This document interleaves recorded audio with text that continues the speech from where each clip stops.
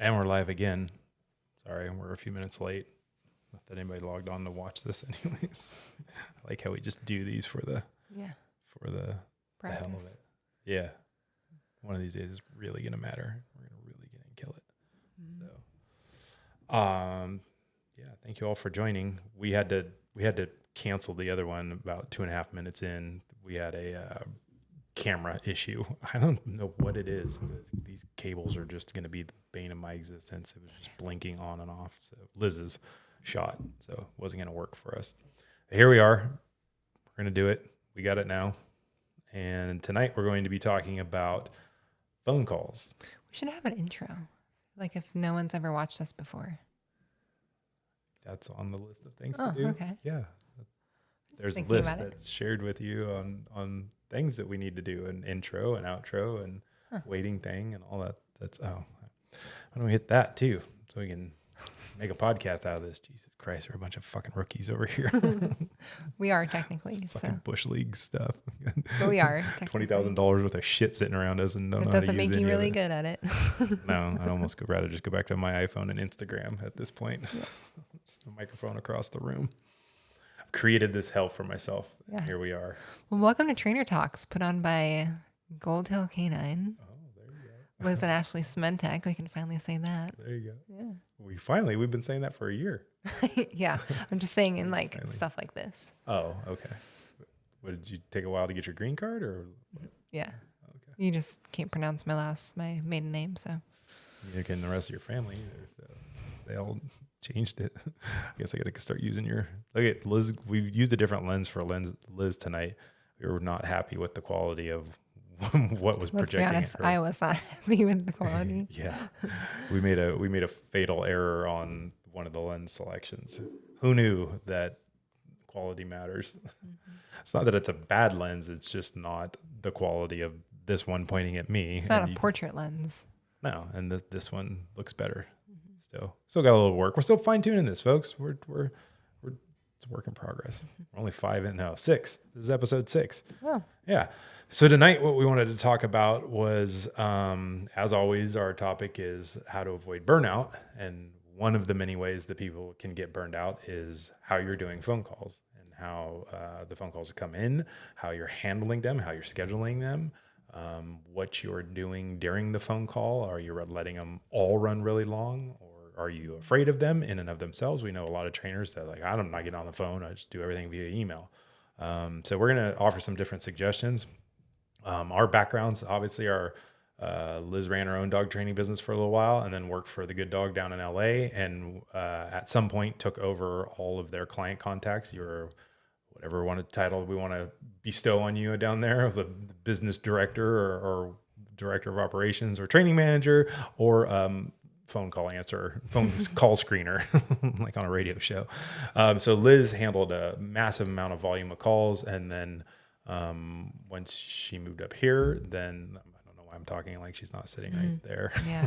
So, and once she Story moved of our lives. Once she moved up here. Liz. Do you want to tell your story on what you did? You're already halfway. Yeah. You're already almost done. When she moved up here, you continued to work remotely and handle all of the phone calls and scheduling and booking clients and all that. So you have a ton of experience doing that, thousands of phone calls. And then I have been doing the same for this business for the majority of it. At some point, I had passed that off to you. It was quite a bit on your plate and you were handling it well. And then we hit a financial spot where every dollar mattered. And I'm going to just be blunt, my personality being me. I just wanted to make sure if people weren't getting booked, it's 100% my fault. And so it took, I know you didn't like it because you felt like I didn't trust you or was taking something away from you, but you had plenty on your plate with your own job. But definitely we still needed the money from to support our life when I had a change in financial status from my previous employer unexpectedly. Yeah. And so it was probably a good move. I didn't want you thinking that I was doing a bad job by not getting people booked if we weren't, even though. Right. As a business owner, the buck stops with me. And then now once the business became our sole source of income for me personally, I needed to know that if somebody didn't book, it was because of what I said, or not like, why wouldn't those people call back? Maybe we did 10 more last month. And to be fair to everybody, it was a really slow time of the year as well, historically. It's not happening this year, but that was always a historically slow time. So I was like, I just need to make sure I'm the one on the phone. And if I'm not booking people, then I'm more than happy to turn that over to Liz and see if she can do better. But it all worked out. So since then, I have maintained that, and then you were mostly in charge of training dogs, and then we had a baby, and now you're very much in charge of And I baby. still make phone calls for my photography as well. Yeah, you have that side of your business too, so we can even talk about that as as far as like quote unquote sales and stuff like that, and we'll talk about sales. I think we'll do one specifically on the art of sale, so this will be just kind of a primer on it, but yeah. So why don't you start off with, because I know we have a finite window of time for you to have energy here before you crash against the wall. So why don't you start off with your preferred method of how you onboard clients? Let's just say that everybody has contact forms on a website. We'll just assume that. Our next episode, actually, we are going to talk about websites and what we think matters as far as pages and stuff. So, but we'll just go off the assumption that you have a contact form on your website, and that is how people are contacting you. But we also know that people can just DM you. They can just straight up call you, leave you a voicemail. So we'll just assume that however these calls are happening when you get people on the phone. So talk a little bit about your process of once you get them on the phone, once you have them on the phone. Oh, once I have them on the phone. Yeah. Sure. Well, I mean, like where even you want to start. Like how to direct phone calls, because I know we've covered that in a different in our past one of like setting up the phone call. Yeah, so you can schedule your day better, and phone calls aren't coming in all haphazard. So I mean, we can touch on that again really quick on how to funnel everything to phone calls and really be strategic on that. But yeah, I think for me, I love being able to. What's the word? Oh man, is it happening already? Come on, shake it out. We're early into this. I like to make a connection with the potential client. So whether it be for my photography or for the dog business, I want to first make a personal connection. So I'll kind of like take a look, and if they said anything that kind of jumped out at me in their contact form, I'll touch on it. I'll kind of just make a note and maybe ask them about so-and-so, or ask them about their child, or like something personal. Or I'll see that their area code is from Davenport, Iowa for some reason. Like I've had a couple of those, if you can believe that or not. So I'll kind of like talk about where we're from. In your photography business. Yes. We haven't had dogs from Davenport, Iowa. No. But yeah, I like touching on something personal. And I think that helps the potential client to trust me and know that I'm not here just to kind of sell them, which, is really the goal. But if you can, I always think of the know, like, and trust. And if people know me, like me, and can trust me, they're definitely going to want to work with me. So I try to just like make it personable at first. Yeah. Nice. And just to touch on something too, so we would love for you to go back and watch how to schedule your day and how we really recommend you do phone calls.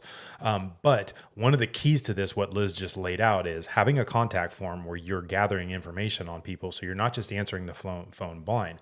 I think as a business, if we're really coaching you on how to avoid burnout, being a dog trainer, and or a business like Liz's up and coming photography business that's getting busier by the minute, you have to set these processes in place. And as we talked about on that other one, but we'll even reiterate here, is if you just answer the phone, you're like, "Hi, Ashley's dog training business," and they're like, "Hi, this is Sally. I have a bad dog, and I'd like to start talking to you about it." And you're like, "Hold on, I was just in the middle of training a dog or scooping up shit or whatever you're doing. Are you even ready to start taking phone calls at that moment?" Yeah. You answer the phone blind. You have no idea what this person even wants or needs. And I mean, for us, we can even start looking at the contact form. I don't ever want to judge anybody's situation, but if people don't answer the questions on the contact form or put like a 3-word answer, I actually did a Instagram stories the other day of a person that turned in a resume for their dog. Like no shit, turned in a resume. The most detailed thing I've ever seen,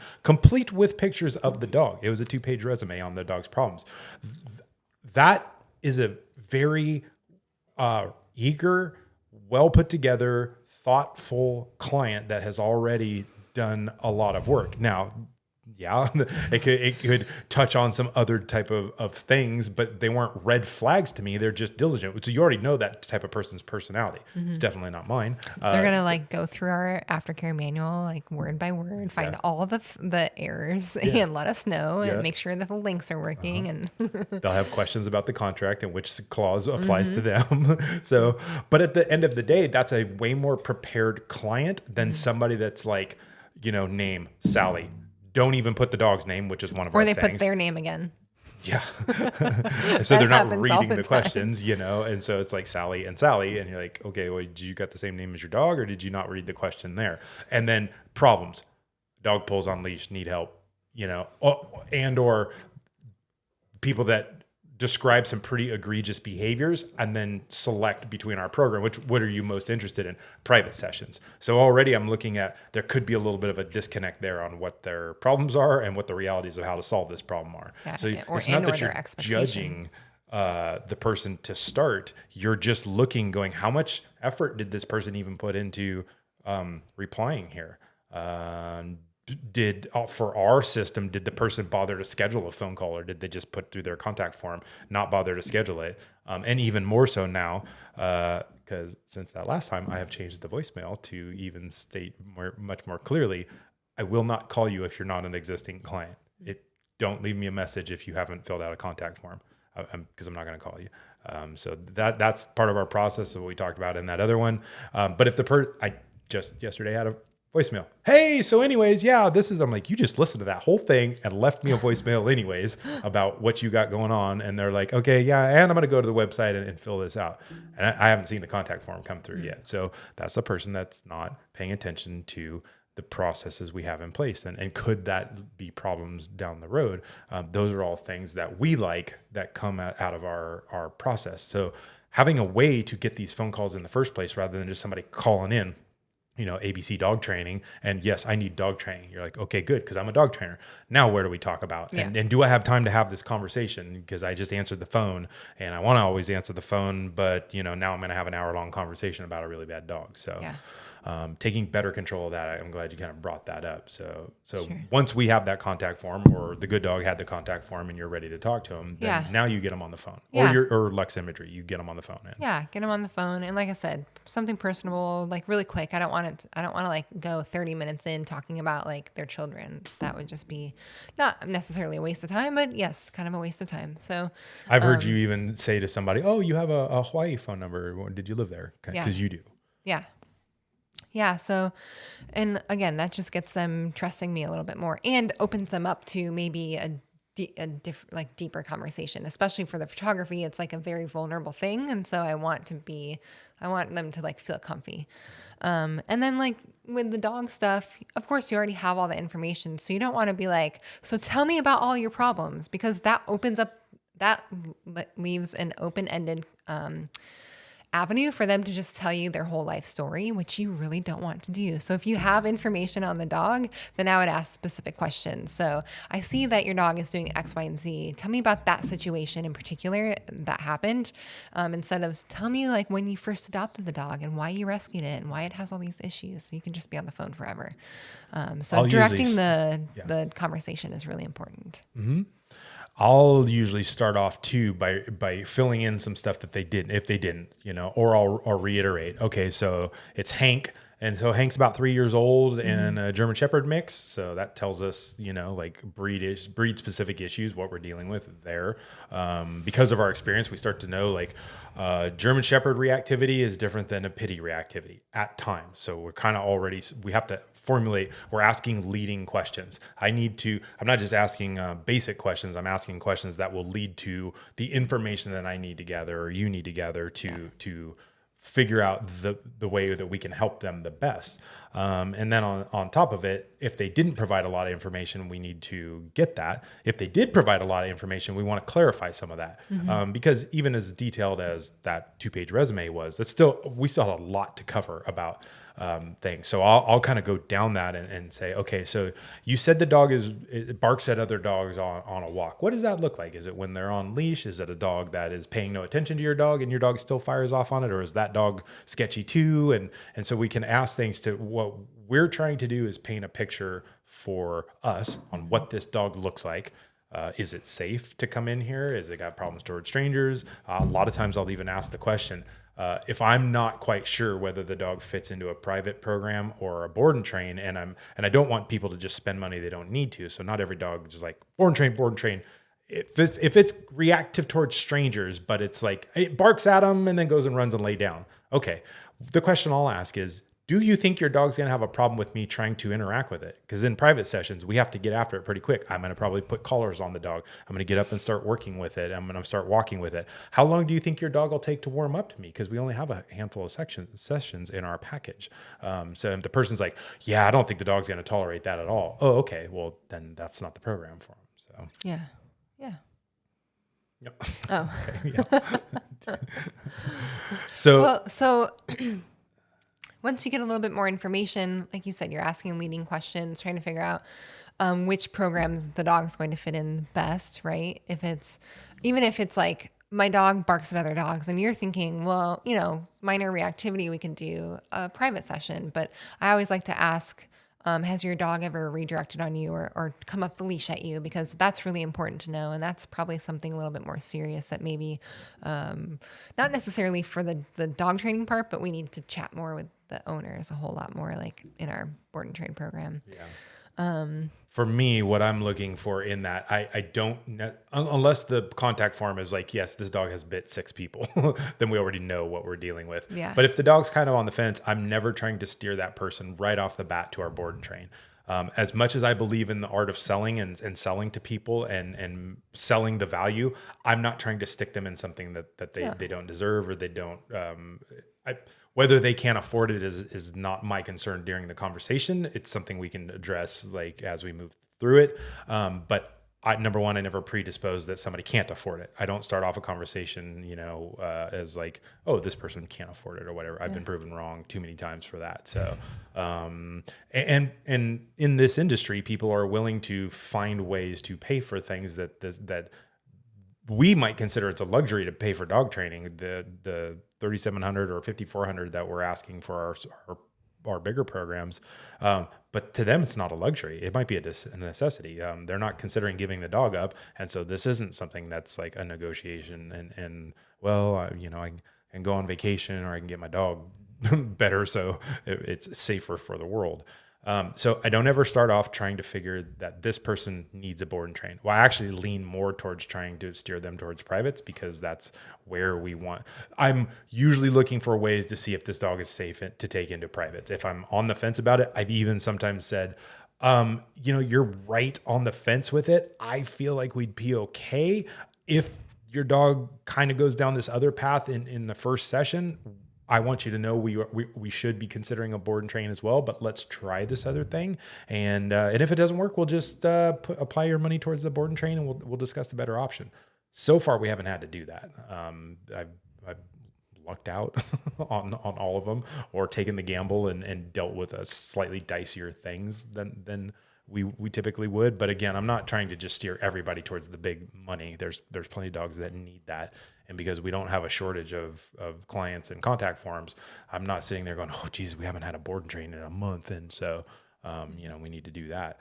So that's the way that I start the phone call too, is just with as much of an open mind as possible towards that. And I think too, like based on our prior discussion about our programs and stuff, the fact that we don't have lots, 7, 12 different programs and packages and group classes and this and that, it's just like, are they privates or what length board and train? Yeah. And did the dog bite somebody? Well, then that's obviously precludes them from anything else. Yeah. So.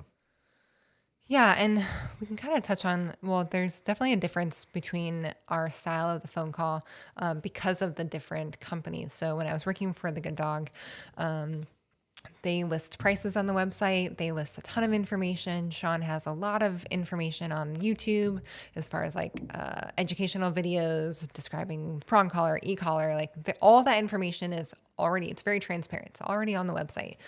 And so my job, I would say, was a little bit easier because I was already getting pre-screened clients. So I didn't have to do a ton of screening. I had to have some difficult conversations and like set some realistic expectations for people, because I think a lot of people are like, my dog's bit 6 people and I hope you can fix it. And I have to like navigate that in a as kind fashion as possible. But as far as like how my conversation went, I never had to really sell. They knew the prices already. They kind of knew like where their dog probably fit into, because the descriptions on the website put them kind of like in a certain program. And they already knew the tools. So maybe if they had issues with the tools, I had to kind of explain to them how things worked, but not necessarily how you have to, where you're just like, and we use prong collars and e-collars, and here's how this works. And they're like, oh, I didn't even realize that. Maybe you're getting probably a lot of that right now, right? No, No? Awesome. not too many. Okay. I mean, just some like- people are like, they're tell me just more about okay this, with the e-collar, that shock collar thing. And I'm like, yeah, it Do is. we have it listed I feel like we don't have it listed anywhere on the website. And it's been a while since I looked all the way through that. That thing's due for a refresh. We'll actually talk about that. We're going to go over our website as it currently stands and talk about upgrades to it on our next episode here. So, I mean, it mentions it, but you also said that there was a lot of people that were getting a hold of you that had no idea who Sean was based off social media. You were getting a lot of just straight contact forms off the website. Once your SEO is working on your website, it's coming through on that. So social media is a help, but I think those of us that do social media run into that trap of like, they know me and they know everything that we do. And they're like, yeah, I've never seen any of that. I actually ask a lot of people during drop-offs, do you follow us on social media? Because that's typically how we're doing our updates. And they're like, no, we really don't. I would say a solid 50% or more don't. So, and I'm probably the same down at the Good Dog. Yeah. Ahead of time. I would say 80% came from Google of the contact forms. Yeah. I think he thought more did, but I think mostly it was they were learning a lot of information because the FAQs were like really detailed, like to a fault almost. Yeah. And that's something there we're were going YouTube to cover videos on linked. another one about what to put on your website. Yeah. There were also YouTube videos linked on the website as well. Yeah. But yeah, I think, where was I going with that? I think there's like probably 2 different types of people, right? There's people who are going to be more comfortable in a situation like that, where they already have all of the information on the website. They like, you have the prices listed there, you have tools listed there, you have yourself maybe in videos describing what the tools are and how you use them and how you train with them. And when you get on the phone, I think the pressure is kind of off you to have that conversation, to have maybe a tougher conversation, as opposed to a trainer who doesn't have any of that already on their website and has to kind of have that conversation to start with. Yeah, I think really, and that's the bigger conversation for the website and what you're doing, how it's pre-screening things for you and pre-planning things for you. For me personally, I like to answer questions on the phone. Yeah. And I think that's the website conversation more, the like FAQs and what to do on there. So I think more for us. I'm talking more about like we have 2 different, like between the Good Dog and Gold Tail Canine. Those are 2 different phone conversations. Yeah. Yeah. Because of how things are set up. But they weren't that. I mean, they're not at the end of the day. You're still discussing the program. Like, yeah. Okay. So maybe I need to take some steps back and go a little more simply. No, your difference, and I understand your point. And like I said, that's the best conversation for the website thing is, do you put prices or don't you? We don't, they do. Mm-hmm. That is a small part of it. I mean, for me, I want to explain the value. I want to explain the program, explain what we're doing with the dog, understand their pain points, discuss that in general, and then be like, and that wonderful program I just described to you is $5,400. Yeah. and we have a waiting list and we're booked out in here. And if you even wanted to get into this as it stands right now today, if you called me about a 4-week program, you won't get in here till February 15th. So I'm okay saying that on there. You could make the argument to put that stuff on your website and then you don't get those phone calls and stuff. But I think really what we're discussing is once the person's on the phone, however they get on the phone with whatever information you put on your website to have them here, the conversations we're now having, what's important during that conversation, what's important to relate to the customer and to then use this opportunity to show them who and what your business is. And then again, we do know a trainer that was involved in that whole T3 educational group. Yeah. That, as it was explained, does not do phone calls, and that's all via email. You won't meet this person until the dog is dropped off, as we were told, and well, you were told. You were part of the thing where this was discussed, and to me, I'm just gonna be blunt. I think that's a terrible idea. I think it's like, as a business, I think it's just a terrible idea with what we're dealing with customers and what we're dealing with dogs and what we're dealing with humans.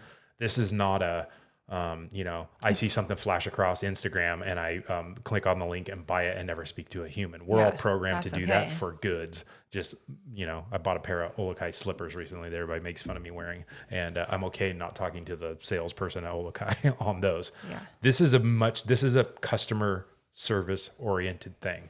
We've been harping on that a lot and we will continue to. The dog is a fraction of the things that we're dealing with. And if you do not handle phone calls, you're going to miss that. How many people have you talked to that you get a very real sense of who they are and what they are on the phone call? Yeah. And some concerns. Yeah. Oh, absolutely. And I think that was a huge thing, is a lot of owners would question why they had to have the phone conversation. Maybe they were already ready to book. They're like, I'm ready to just do this. When can I bring my dog in for a consultation in person? I'm like, well, we actually don't necessarily need to do that. We already know we can help you because we're the best at what we're doing and we know we can train your dog. The biggest reason we do this phone call is really to make sure we're going to be a good fit for each other. And to clarify something here too, that is now a different, and we are going to, not to just like, hey, and then this is a future episode. I hate saying that. We now have, and we're going to cover this really in depth about our client resource management. You at the Good Dog had to do a lot of back and forth emailing to even set up the phone call. Yes. So those are the opportunities people were taking to, like, why do I have to even make a phone call? Can't I just, I'm ready to go. I saw your prices. I know, like, I think we're a 3-week, and you're like, yeah, you probably are. And so they're like, why do I need to do this? As you email back and forth, we now in Gold Hill Canine don't even have that happen. They're submitting their contact forms, scheduling a phone call, and we get on the call at that time. Well, even on the phone, and that's something excuse me, because it's been a while since I've done a phone call for the Good Dog. So, well over a year at this point. So something I would kind of, like, after getting into the personal stuff, I would just let them know, like, I'd actually let them know what to expect, what the phone call was going to be like what they can expect for the phone call. And I just would let them know, like, we're just going to chat about your dog. I'm going to ask you a few more questions. And kind of get a feel for you guys, because at the end of the day, we want to make sure we're going to be the right fit for you, and like, we're the right trainers for you, and you guys are the right clients for us. Yeah. And so that, like, really kind of sets the tone for, oh, okay, they're not just going to take anyone because we have money. Like, they want to make sure that it's going to be, they're basically, it's like an interview basically for the client. Well, something you guys were dealing with that we don't really deal with up here was you had a lot of movie star and famous clients who you weren't even talking to Paris Jackson. You're talking to, like, no bullshit. They trained her dog right around the time that Finding Neverland came out. And Sync. That was the time that came out. That was the time. That's why she was on. Well, no, we won't violate her privacy. But it was a tough time in her life when Finding Neverland came out. Yeah. But you dealt with I can think of at least 10 people off the top of my head that had some notoriety about them that you talked to and dealt with. And even like people who maybe weren't, but had assistants. We'd still have to deal with assistants. That's my point. Yeah. Yeah. Very excited about that plane. And I didn't get to switch the camera to you. Yeah. So you're not dealing with the person. You're dealing with an assistant who's kind of used to like making the world happen for this person. Like, okay, so this person needs their dog trained. And so I'm going to drop them off on this date. Instead of you're like, whoa, hold on here, Sally. That was probably sorry, the hardest Miss part of that Jackson. job, to be honest. It's like all the people with money and fame and everything in that area, just do this thing for us. And like, especially when they got there in person, not letting them walk all over you, that was just the hardest part. Yeah. Especially Because when you're like, starstruck but with it's Lance Bass. Yeah. I was just like, you can do anything you want. Yeah. Yes, we'll train both your tiny dogs. I don't care. Yeah. Oddly enough, he didn't care anything about you either. Sure he did. He was really nice. I'm sure he was nice. Yeah, he was But nice. you didn't smoosh him in the way that you... That thing. Okay. Right. Yeah. Where you're like, oh, Got it's it. last man, do whatever you want. He's like... His husband was there too. Exactly. Yeah. So you didn't really strike his eye whatsoever. No. You didn't have your normal persuasiveness. And frankly, I'm glad I don't have to operate in that environment. Because I'd be like, hey, you know what? You wake up and take shits too, pal. So I don't give a fuck who you are, how much money you have, what movie you've been in, what sports you played. don't have any Your movie dog's an stars up ass here. wipe too. And you have all the same problems as anybody else too. And frankly, you More. also lead a very disconnected life from your dog. I'd have to be honest and be like, why do you have a damn dog? You're never home, as evidenced by all of this. And we were stuff, training too. assistants and like Sure. whoever is in the house basically. Yeah, too. it's a super big challenge. So that in and of itself, it adds a layer of complexity that we just don't have. But once you, and I think it's really important to talk about this phone call. If you're saving yourself here, if you're trying to protect your sanity and trying to protect boundaries and trying to do all the stuff we've harped on in all of our past lives here, this is an interview for you as well. You have to be willing to say no to a client. You have to start going, this is not going to be a fit. There are red flags that we'll talk about here that when they pop up, and you should have them, these things are red flags for me. For me, red flags are when somebody starts asking unordinary questions. You know, everybody wants to know where their dog sleeps. Everyone, and again, we'll talk about website do's and don'ts and stuff and like that.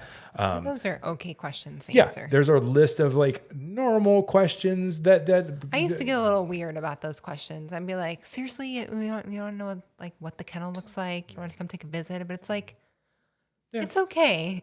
It's okay for people to want that. Like they probably get it at their pet care or their daycare or whatever. And well, most of these dogs aren't going to vet. daycare. I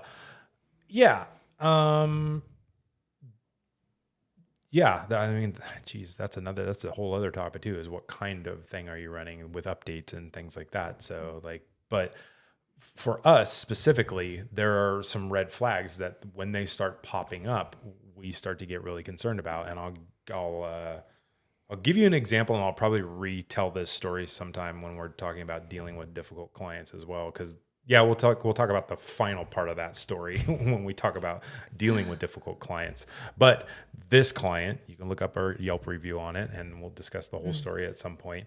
Those clients were ones where I actually got off the phone and I told Liz, I said, I don't know that these are our clients. I don't know that these are like, I really hope they don't book, because I don't think. And then I talked myself out of it. I said, but honestly, if I can get them over the hump, if I can get them to feel comfortable about this, because they have so many reservations about missing the dog and this and this and this, all the red flags that we have. If we can get them past that, these are exactly the people that we can help. And I was 100% wrong. And I should have stuck with my gut. So some of those red flags were talking to them. We had to have 3 conversations with them prior to that. Sorry to interrupt. Just a quick question. Were we in that financial dip at that time? We weren't. We were okay. No, not that one.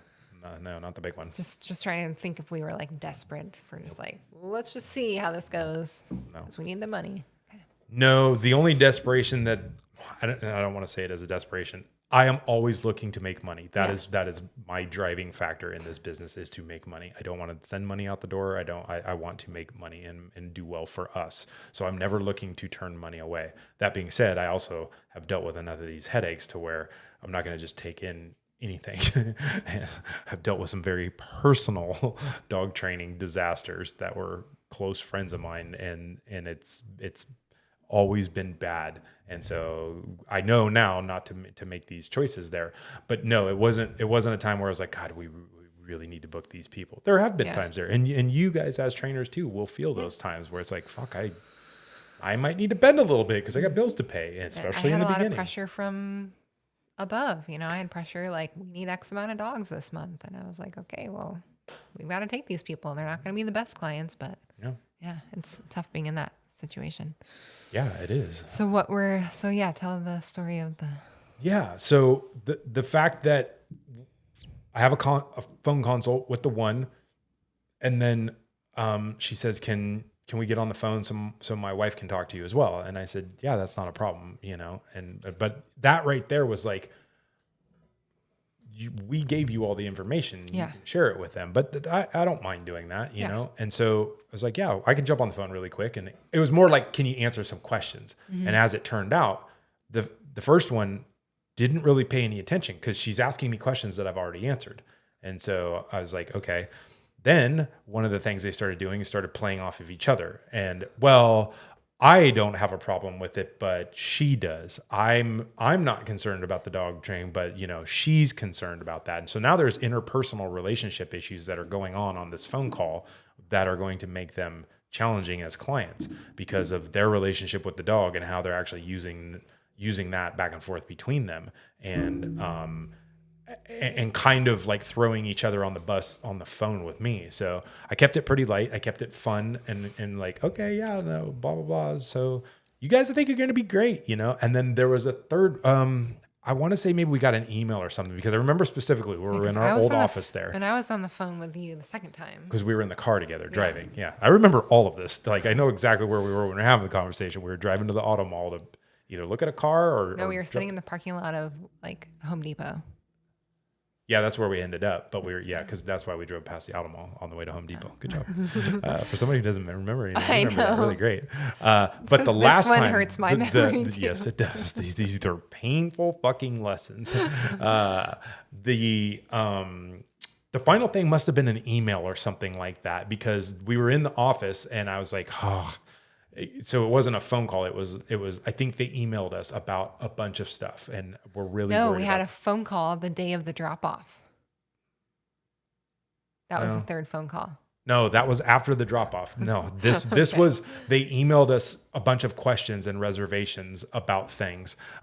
Because I remember you walked upstairs and that's when I made my statement. It wasn't after a phone call. It was like, these people could very well be a challenge. But based on our conversation, and I was like, these are the people that we actually make the most progress with, who come kicking and screaming, but then they like turn the corner and we all move together and the dog, and you can kind of even start to get the feeling that the dog is probably not the bigger part of this equation. The dog's going to be like dropped off and thank you. Yeah. This is so much more relaxing. It was. Yeah. So I made that statement to you and then regretted it. I'm pretty sure I said, don't take them. I'm not saying you didn't. I think it was more like whatever you think. So that's typically more your answer is whatever you think. So yeah, we'll tell the rest of the story with dealing with difficult clients at some point. Stay tuned. We got to keep you on the hook for that. But trust your gut.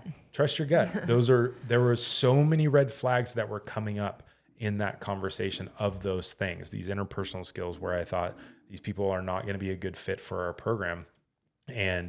But I'm also willing to try a lot of things too. Yeah. And this is where you and my personality differ a lot.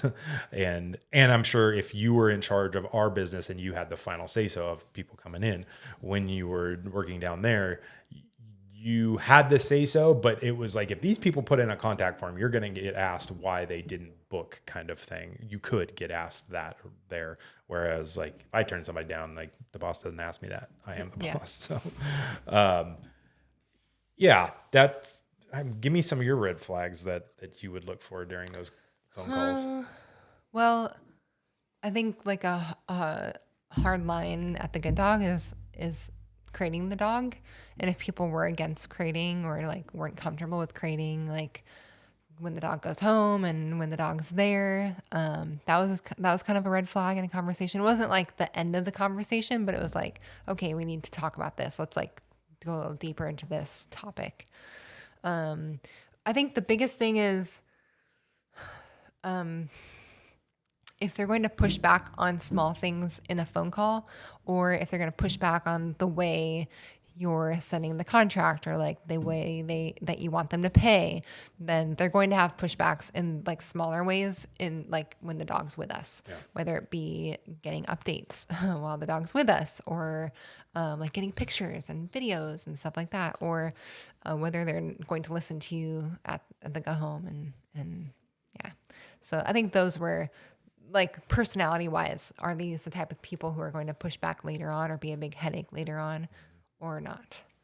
Yeah. And I think for both of our programs, even though we do have a lot of information on our websites and a lot of information in social media and stuff, we still get plenty of clients that come through and they're just looking for dog training. They Google dog trainers and you hit your page and they may not even do much other than like, I need dog training, click that button. So they may not look at a lot of stuff. So we can't presuppose that. So I've had plenty of clients that are on the phone and then they start going, well, I'm more of a pure positive trainer. And they start telling you that the way that they want the dog trained. Yeah. I've had people, and I know you have too, that said, well, would you be open to trying that? Or I know you use prong collars and e-collars, but do I have to? really not for that. So can you train my dog without that stuff? So how would you typically answer that?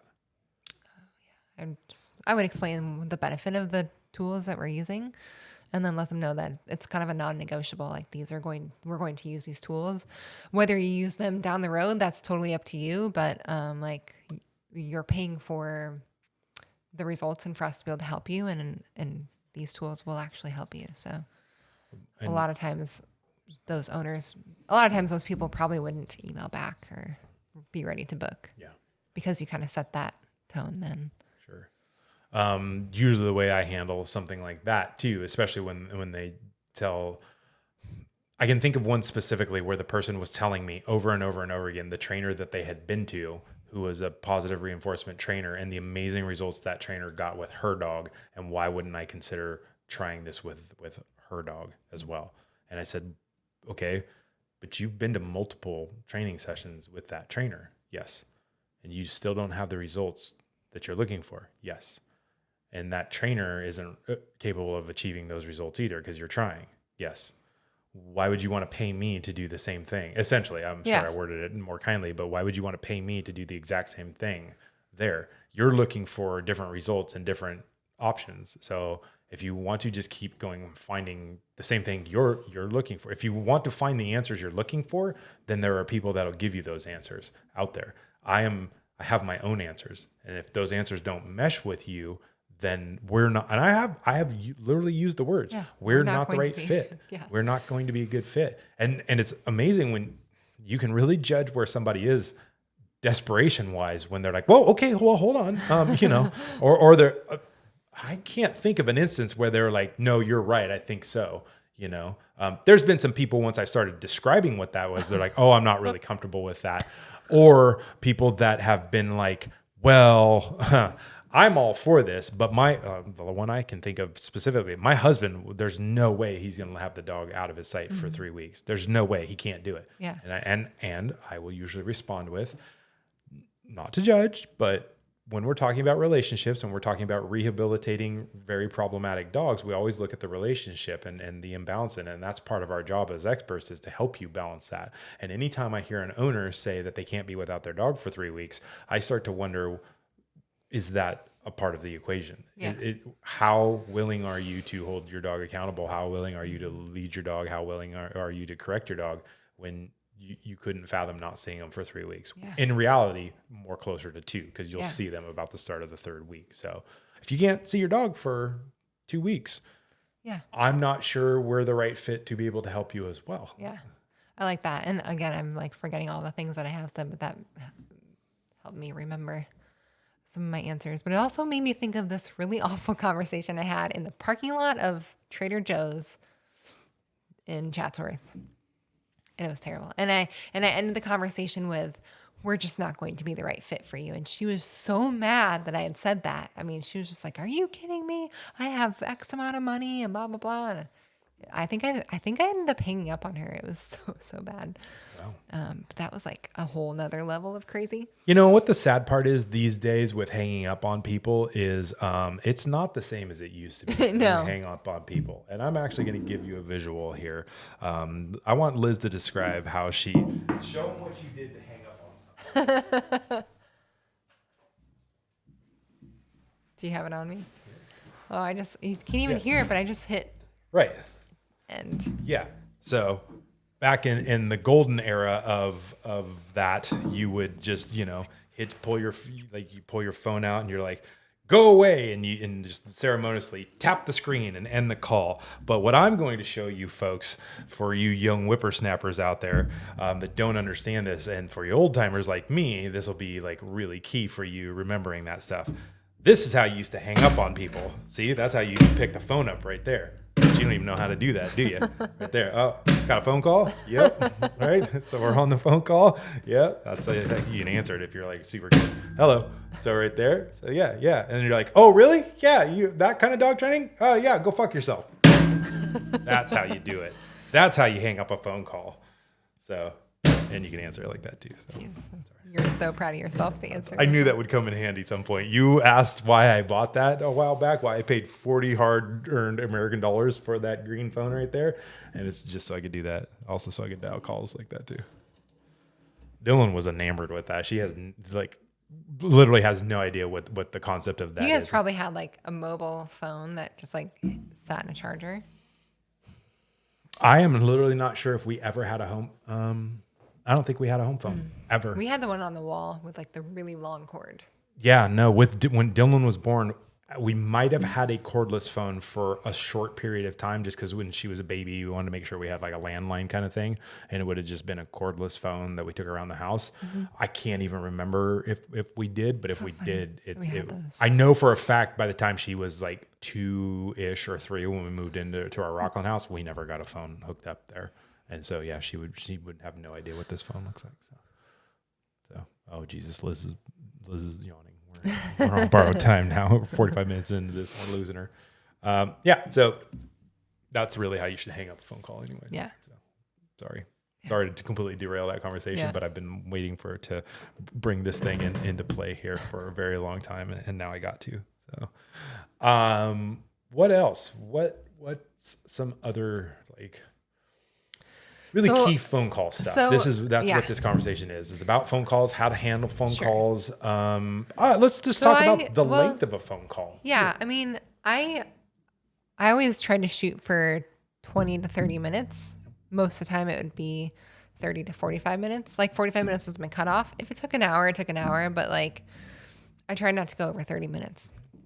And the bulk of the phone call was describing the value of the program. So I know that even with the Good Dog, the website had a bunch of information on it, but it wasn't able to describe like the value of what we were offering, and that we were, I don't have to go into details, but I was just describing the program and the value it was offering and how we can help their dog. And then really just answering questions. That was another big part of my phone call. And then the pricing, like I said, was already on the website, but I would go over the pricing again and kind of how we take pricing. And then that was usually the end of the phone call. I would try also, and I'm sorry, I'm all over the place, but I would try and... Sorry, nobody's watching this anyways. I would try...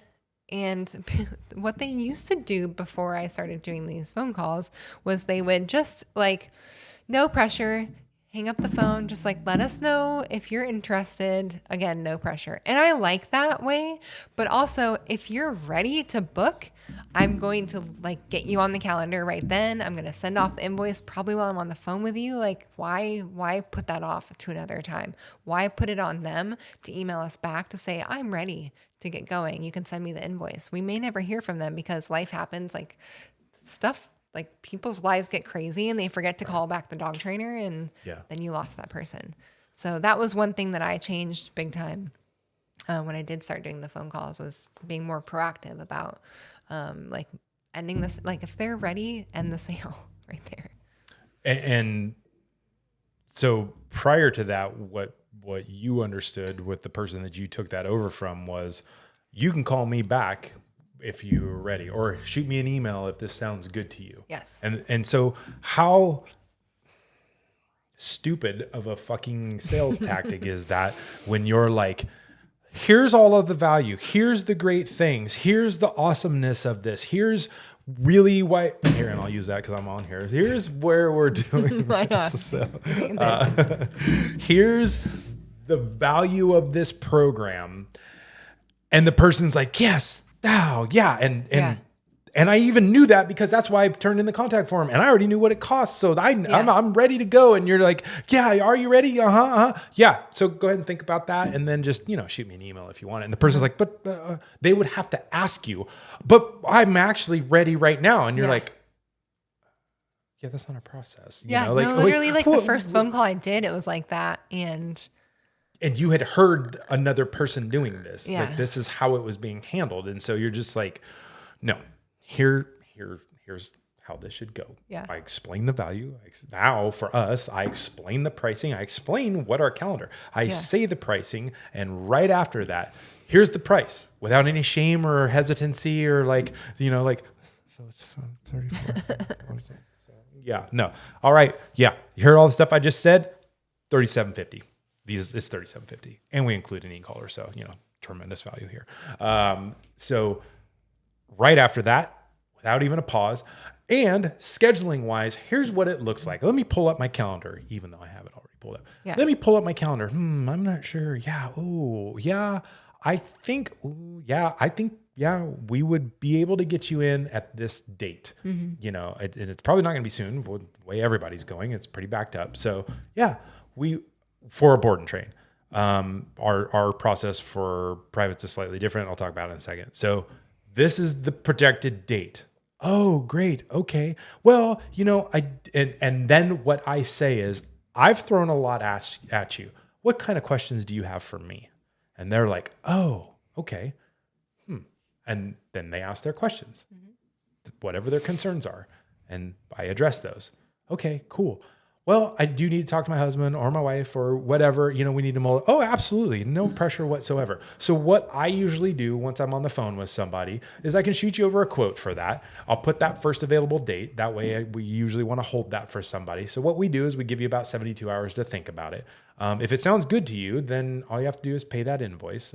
Or what we're doing right now is a deposit option. All you have to do is pay the deposit, non-refundable, but we can apply it to other dates.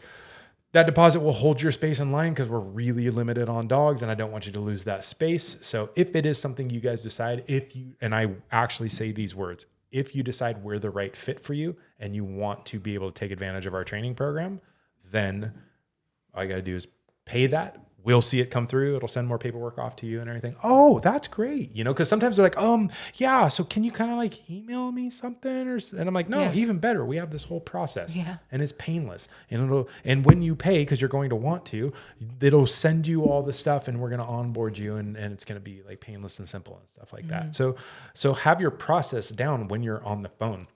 And I'm a huge believer in too, if you're the type that needs to write out a script, write out a script. There's plenty of sales programs out there that are scripted. Jesus Christ, I actually had to do telemarketing probably have a phone script at one point. At some point. Huh? We'll probably have a phone script available at some point. Yeah, that we'll put out here's what we say, or we'll at least put a video. I have no problems what the fuck's videoing one of the phone calls. Fall apart. Yeah. I'll ask somebody, hey, are you cool if I audio this and video the side of it too? And we'll have that side of it. I can do it on this fancy little Roadcaster thing here, and we could actually have it in. So I think it'd be fun to do that, to show people what this sounds like. It can be scary, honestly. When I was first starting out, phone calls were really daunting to me. I did not want to make them, but I knew they were important. And I just remember, I remember my first phone call. I remember my first phone call in Denver. I don't remember my first one in Hawaii. I was just taking whatever I could there, but. Did you answer the phone like that? Yeah, probably. God, miss that so much. It just comes right back to me too. But they can be scary. And I remember when I first started doing phone calls for the good dog, I would like leave the room and I would go into the bedroom and I would like get everything set up and I would just like have my space, and I'd be really nervous because like I was getting on the phone, and even though I'm a really personable person, I still had a hard time, and I was still nervous for like a lot of phone calls. And it probably I remember like hearing those initial ones. yeah, I'm like, this like is my heart would beat fast and everything. Probably like 10 to 15 phone calls in, I started taking more phone calls in front of people. Like I started doing phone calls when I was training, while I was walking, like in the middle of the training room while other trainers were around me. And then like the hardest was when Sean was around me. Like if Sean was in the other room and I was doing a phone call, I had to make sure I was on point. And so like I got to the point where I was able to do a phone call basically anywhere. So let's talk about that really quick too. Just what you're doing when you set up your phone calls, where you're at and how you're doing. Because that can really matter too. Oh yeah. I'm ADD, probably. Not diagnosed because I didn't actually ever fill out the paperwork the therapist gave me. I didn't have time for that. So I can be very disorganized on stuff, and I can just be very fly by the seat of my pants, which works well in a lot of situations and doesn't in others.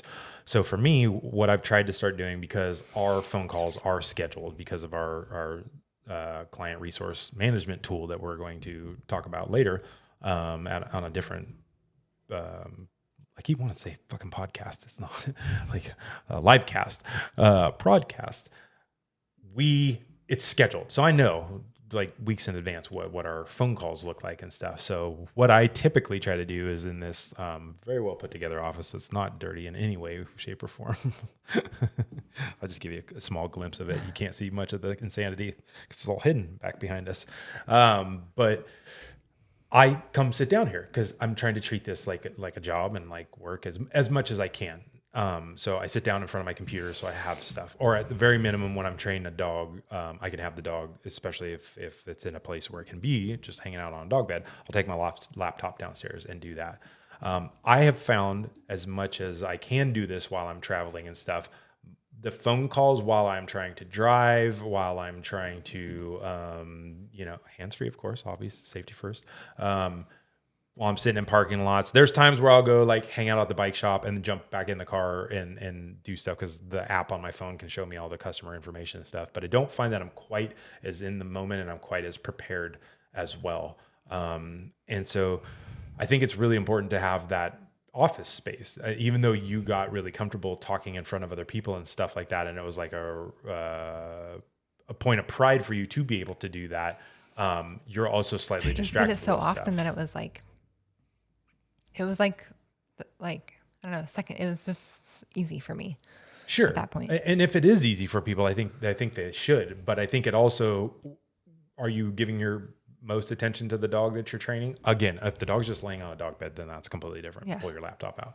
But if you're in the beginning stages, back to the scheduling part of it, schedule your day, schedule phone calls for times where you know you're not going to be. I personally wouldn't really want to be walking dogs and being like, so yeah, no, the dogs fall like flailing.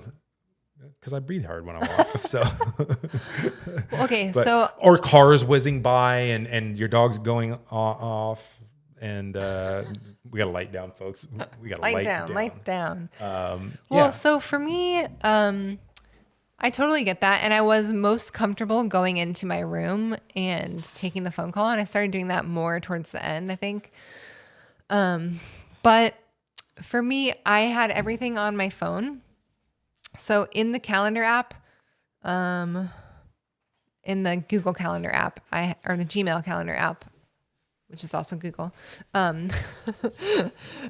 for that scheduled phone call, I would have the contact form, and then I had a like preset notes section. So I had like notes. I can't remember exactly what all was in there, but it was like the program that I had recommended, the potential start date. So I could put all those notes in there and have that available for me later on, so that when I got back to my office or later that evening when I actually could sit down and do emails and do office work, I could go back in and like do what I needed to do with those notes. So it was my, how I had things kind of set up was working for me at that point. Yeah. And I think we did too before we used the 17 hats. I had a spreadsheet that had their information and some notes and stuff like that, so you could see. But that was hard using on your phone, and I know you used to make like the notes section in your phone. Yeah, that was the other part too. Was if you're out doing a lot of this stuff, and this is even another fantastic reason to use 17 hats. If you're new at dog training, you won't think this will happen, but it happens all the time. And I know it's happened to you.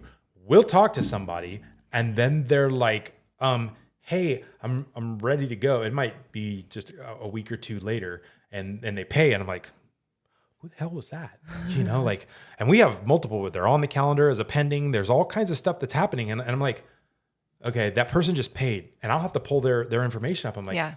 Because we talk to a lot of people, lots and lots and lots of people. And in a busy day where I have 6 phone calls and trained a few dogs and stuff, that stuff goes like in and out really fast. And it gets like flushed out of my short-term memory. And a lot of other reasons, prior job related, that I have short-term memory issues and stuff like that. But it truly is, and it's something that bothers me a lot because I didn't used to be that way, and because of PTSD, really, I'll be blunt about it.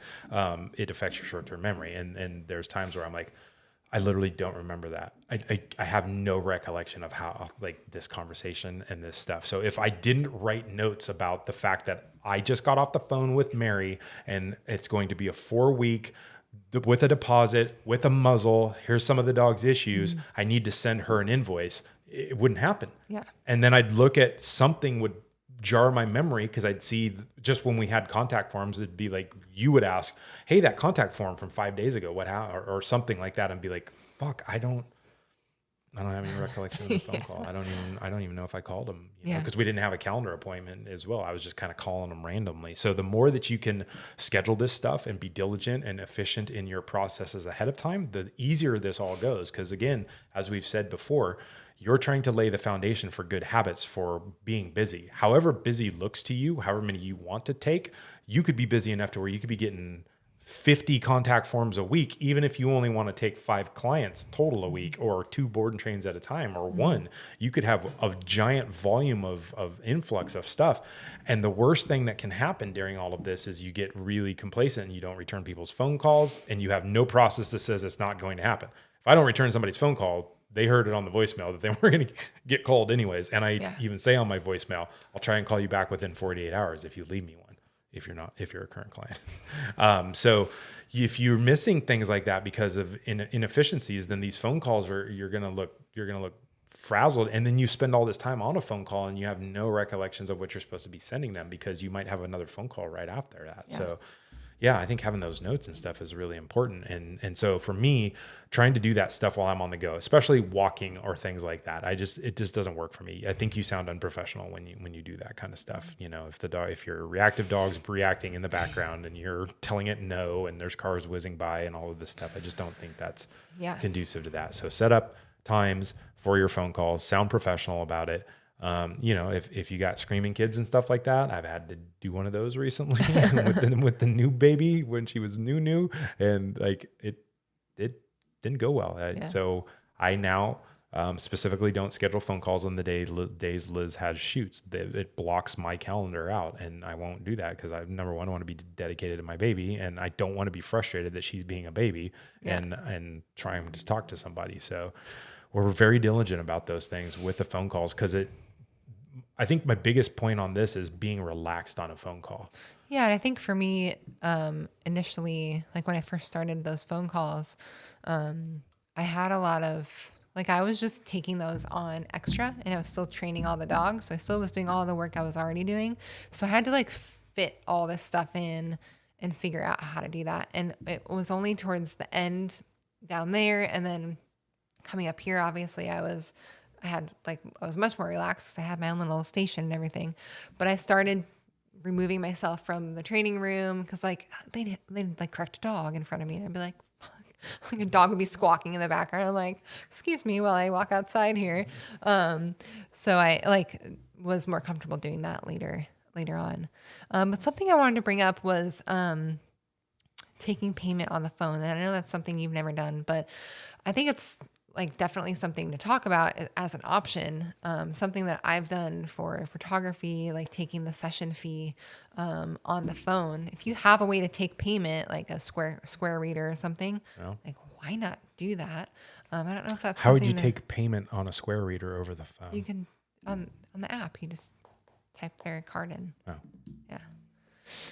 I'm not being an asshole when I say this, but how would I do that if I haven't sent them? And it's like with our current process, they haven't been sent anything. They wouldn't. You could probably manually do it in PayPal. Still. Okay. Explain to me why I would want to do that. No, I'm asking. Explain to me why I would explain to the viewer. If you're having. I tell somebody, I'm going to send you an invoice. On it, it's going to be a deposit option. And they're like, okay, sounds great. I'll pay that.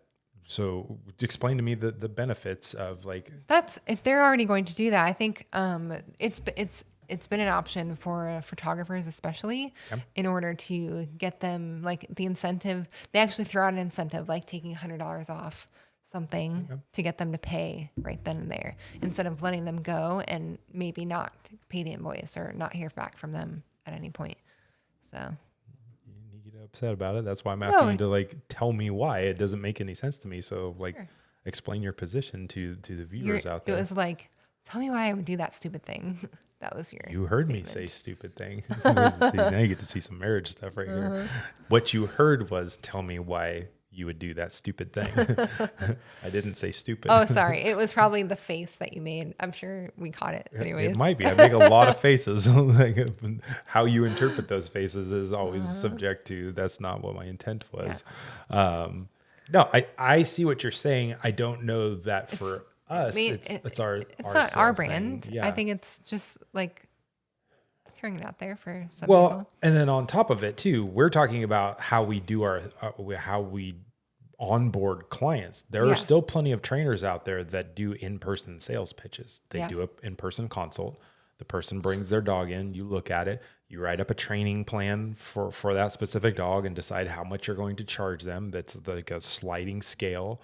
You've even seen people that have suggested that they don't actually have prices. They tell the person what, based on their pain point, what their pricing was. That makes me so mad. It does.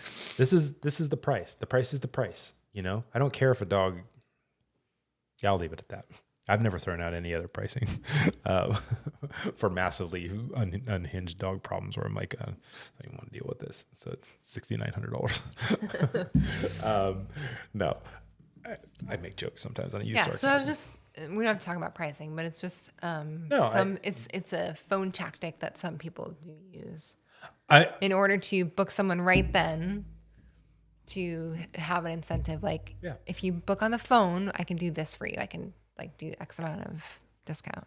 That may not be everyone's brand. It's definitely not ours, but I think that in certain industries and certain with what you're trying to accomplish with your photography business, I think I can see the value in that. Mm-hmm. We're not in a place where we're struggling for clients or we're trying to get more. We're like, it's certainly, oh boy, the big yawns are coming now. So we're in 1 hour and 6 minutes into it and we're done. I don't ever want to come across like this, but the cold hard reality is if you don't book, I have 6 other phone calls scheduled today. Totally. And so we will be booked up. We are booked up through the end of the year. We are now booking into January and February. So that is a lot different space than I was in mentally in the beginning. That was more phone calls of like, please, for God's sakes, sign up for this, like, so there's a little bit of desperation on there. I might throw in discounts there. I'll throw in discounts for multiple dogs within the family. We always give first responders and military discounts. I have no problems doing that. But in the beginning, I could see like if you're just trying to get clients in and stuff, you could have a like book now kind of thing and it take money off. I'm always worried about what your brand image is too, if you're worried about that, is this the Groupon mentality type thing of like, well, hey, if you book with me today, I'm going to take 10% off that whole thing. And they're like, it sounds like a cheesy telemarketing. I think a photographer, she said it in a way that was like, I'm doing this this month only. And she literally said it every time, but like, I'm doing it this month only, but I just want to let you know, if you know, like I said. I just worry in this day and age that people are onto that. there's just like, there's too much social media. We've had 20 years of fucking telemarketers and everything like that. Like they think I think people are onto that. Like, oh, really? This month only? Yeah, this month only. Never decided to do it. And I'll never do it again. So I don't know. I don't know. Maybe that's how she worded it. It sounded so good. I think there's lots of ways to do it. I think just being diligent about, I will be sending this to you. Now, what I actually say to people is, I'm going to be sending this over to you. If you don't see it in the next couple hours, check your spam folder because it can sometimes go. Well, it may not even have to be an incentive. I was just thinking, I've had people who wanted to just pay. Like, can I just pay you now? And I'm like, sure. Let me just pull this up real quick. Yeah, that's fine. And so we had because their date isn't necessarily reserved until they're paid. So they're just like, I really want this now. Yeah. And that's again for your photography business that's doing it a little bit differently, or for people that are signing up for private sessions for folks, okay, yeah, I'd love to do that. So can I sign up for that now? And I've been like, people are like, I'm super excited. Yeah, I want to do that. So, okay, then, so here's the date. And since I have you on the phone, is that date at this time okay for your drop off for the dog? And they're like, oh yeah. And so I'll say, yeah, so it sounds like you're pretty sure about this. I'll pencil you in for that, and we'll put those things on all your paperwork, and the invoice will be over to you here shortly, and pay that, and you'll be all confirmed. Yeah. So yeah, I really want them to have the invoice and pay that. I mean, on the procedural part, I don't have a Square reader at my desk, so I don't use the app, so I'm doing everything off 17 hats, and so I wouldn't want to muddy that water up too. Yeah. But yeah, I think it's a great suggestion for people that are offering maybe not even board and trains, more like one-on-one programs, or if you're offering a program. I struggle to say this because we're really trying to move people away. Don't drive over to fucking people's houses. I don't care. Like, and if you're in an apartment and all that stuff, figure other things out. Don't drive to people's houses to train their dogs. Yeah. Please don't. It costs you so much money and time. So, but on that note, if you're still driving over to people's houses and you need to book them up, like, okay, yeah, well, I'd love to train with you, Okay, so let's get you scheduled then for next Tuesday at this time, so I can go ahead and take payment now, because you definitely want to be paid before you drive over to their house. And they flake on you and stuff. So, yeah, I mean, what else about phone calls? I think this is a pretty simple topic, even in the middle, even though it's really important. I think what our main talking points on this is realizing red flags, navigating challenging stuff. The part I want to touch on too is be confident in here. Know your value, know your worth, know that you're good at what you're doing, and your prices are your prices, and you're worth it. I know I can say that, and people still struggle with that, and imposter syndrome and all that kind of stuff. But God damn it, if you have your pricing, then be about it. I know something that can help if you are worried about your pricing, or you're not sure, or maybe you're the type of person who is who knows your pricing, but when it comes time to saying it, you say it $100 less because you just feel like you're not worth it in that moment. Who are you looking at when you say that? I don't know that I've done that. Make a list. I'm gonna interject here because I've heard this lovely young lady. When she started her photography business, I could hear her on one phone call with dog training be like, "Oh yeah, this is this much money, and don't even worry about it," And then talk to a client about her photography business, and I could hear the change in your voice when it came to pricing.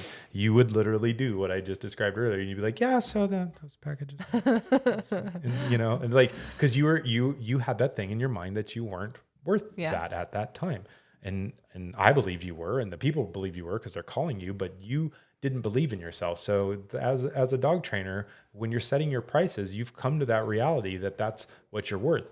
Now, if you truly don't believe that, change your prices, because maybe you aren't worth that. And I'm not saying be worth something you're not, but at the same time, if these are your prices, be confident about it.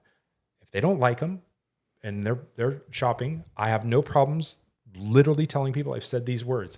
Hey, yeah, if your dog's bomb proof and you got because they'll be like, oh, my dog, really $1,000 for private sessions? That seems to be a lot. The one person that just emailed us back not that long ago, a couple months ago. Oh, that comes out to $250 an hour. Geez, I wish I hadn't gone to college. I shouldn't have gone to college, and my degree doesn't seem as worth it now, for that hourly rate. And I had a big email back. Like I should pull it up and read it about, and that's navigating difficult clients. I'll make sure that I do that. Read that email back of like, hey lady, I know what you're just trying to do here. This is why we're worth all that money. Actually, I'm giving you a deal because you're one of the golden treasure people, and you actually are getting a better rate than anybody else will. And we never discount our prices for people. So stick that where the sun don't shine. And so if what I was going to say was to have just have confidence in what you to write yourself a note, to have like either a sticky note or something with your prices next to you. I think that was probably where I was going with that. I forgot because it was super important to make that point. Yeah. Or having a note to yourself. Like for me, it would be like my prices and then shut up, Liz. That would be what I would say. Just like stop talking. You did literally write that down. You had to write that down because you were like, I think I did. Because we had a conversation about it. You got off the phone because I heard you like 2 or 3 phone calls in a row of saying, my price is this, but this is what you could do and save money. And you started negotiating against yourself really quickly. Yeah, I start talking about like digitals when it's like, I don't want to sell digitals. But yeah. It's a very common human occurrence to say, undermine your value yourself. These people haven't even thrown up an objection to your prices yet. And so you say, my price is this, but here's ways you could save money. And here's ways that you could do this. But maybe I could do this or maybe this. And you start negotiating against yourself. So that shut up, Liz, is just a drop the bomb and sit there. Yeah. I mean, there's an old adage, and I don't want to make this contentious, but whoever speaks first loses, right? Like, so just say what you said, sit there with confidence. If there's crickets, they'll go away. And at some point, somebody's going to be like, they'll say something. Jesus Christ, that's expensive. That's ridiculous. Oh, I have plenty of times. Oh, I wasn't. And I've just talked to him for 45 minutes. I wasn't expecting anything like that. Okay, well, I don't know how many dog trainers, I don't say this, but I don't know how many dog trainers you've called. I don't know what you've shopped around. If you're calling and shopping around on price, we're not the person for you. And that's where I will tell somebody, if price is your biggest consideration in this and your dog doesn't have any type of behavioral issues, I strongly recommend you go to one of the big box stores. Even though they're the trainers were cleaning fish tanks a week ago. That's so mean when I say that too. And I say it all the time. I don't. It still makes you laugh. It does, because it's damn near the truth in a lot of situations. So I think it is the truth. We found out from they're both Petco or PetSmart. It could be either one. Sure. Yeah. I don't want to get sued, but Petco Smart. A pet store. Yeah. A big box pet store that rhymes with PetSmart, but isn't. No, I mean, I tell everybody, if your dog is capable of being in there, you should go there. It's the best deal in town. Yeah. You're going to walk around in a circle with a bunch of dogs smashed into a room, and the majority of our clientele will get thrown out of that or have already been. So that's not what we're catering to. We don't have a price point for that. We're not trying to compete. I'm not competing on price. I never have been. I don't care. I don't care if I know we're probably the most expensive around now, and our prices might go up after the first of the year. I don't know. We'll see. 2022 pricing. It just went up. Yeah. Supply chain issues. We got ships sitting out in the ports right now and can't even offload. Dog training's a hot commodity right now. So, but say it with confidence, stand behind it. Don't undermine yourself. Don't undercut yourself. Don't negotiate against yourself. I'll never forget when I came back from my shadow and we started doing board and trains, one of my very first early on calls, I don't even know that we had booked ones. This guy needed 2 dogs trained. And I was like, it'll be $8,700 or whatever the heck it was for that program and stuff. It was a lot. And he's like, oh man, I don't think I can afford that. Let me think about it and I'll call you back.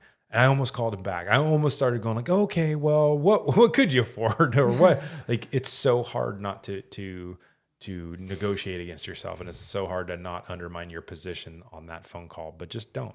Just state your stuff. Don't let people browbeat you about it. Don't let them beat you down on their perception of your worth and stuff like that. Know your value. You explained it to them. If you need to do a better job of explaining to them, like Liz says, you can write some notes down. You can have a script thing. Say this stuff in the mirror multiple times. Sell your friends on it. Tell your mom about it. If she's like my mom, if they're like my mom, they'll be like, "That's wonderful, honey. That sounds like the best dog training ever. Yeah, I would totally pay that. You're so worth it. I don't care if you did just kill somebody. You're still the best son ever." Scary. Is it? At the end of the day? Yes. No. Yeah. That's my point in all of this. Red flags, confidence. This is what your phone call is for. It's for your personality to come through. I will also say this too. Because I deal with mental health issues and depression issues, and there's times where I have certain mental cycles that I go through. Liz knows what they look like, and they're not pretty. I know that I am not inspiring during those times, and I know that I'm very flat in my conversations, and I don't think that I could sell water to a man in the desert at that point in time.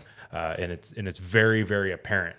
And when that fog lifts and I'm happy on the phone and I'm engaged and talking to people, and it's the conversation is flowing so much easier, people fall all over themselves to that is definitely the time I noticed that.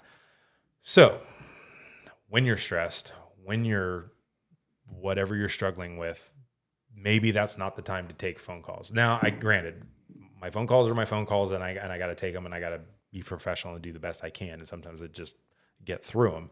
But in all honesty, if you have some flexibility in that, deciding when or taking less phone calls for the week, those are the times where I really noticed it a lot, was when I was taking phone calls every day and it was really struggling. So now that my phone call days have been scaled back to only doing them about four times a week, that allows me the flexibility to do stuff like that. So being really mindful of that, being mindful of your mood, and I don't know. No, that's great. That's a great point. Yeah. Now I'm all awkward. Shucks. I don't really know what to do. Don't know what to do with my hands.